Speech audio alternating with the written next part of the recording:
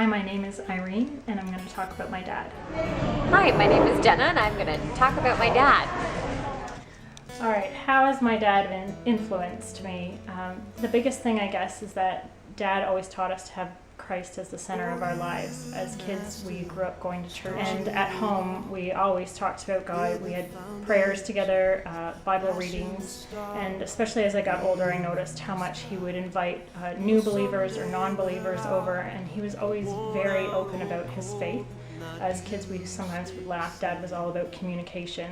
But now, as I'm older, I realize the importance of that and just being open and talking about your faith and living your faith. And so that's something that I value now as a parent, especially, just making our home Christ-centered. How did my dad inspire me? As a kid, he ran his own business.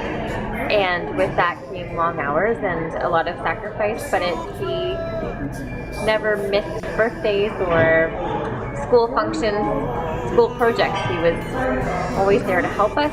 The biggest time that I think I was inspired by my dad was last year. I had the opportunity to go with him to Holland to visit some family, and it was only a few weeks before he was going to have a major operation to remove a cancerous tumor from his kidney, a very large tumor.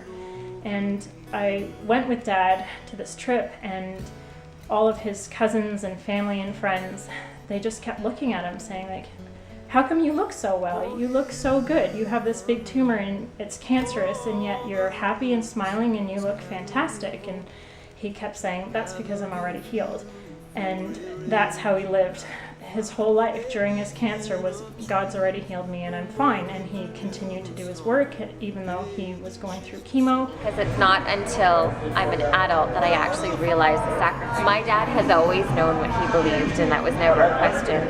And he always let us figure it out for ourselves. It was never, this is what I believe, this is what you believe. It was a very silent way of leading by example with him, and we figured it out as we went, and we struggled, and it was always just an open door policy with, I'm here to listen, I'm here if you have questions, and that was it. And we've turned out okay. All of us, we've come back in our own way, and we've gone through our own stuff, but ultimately he was there. And sure enough, after that trip, we got back and he had his operation and the tumor was removed. And his doctors keep saying to him, I don't know what you did, but it worked.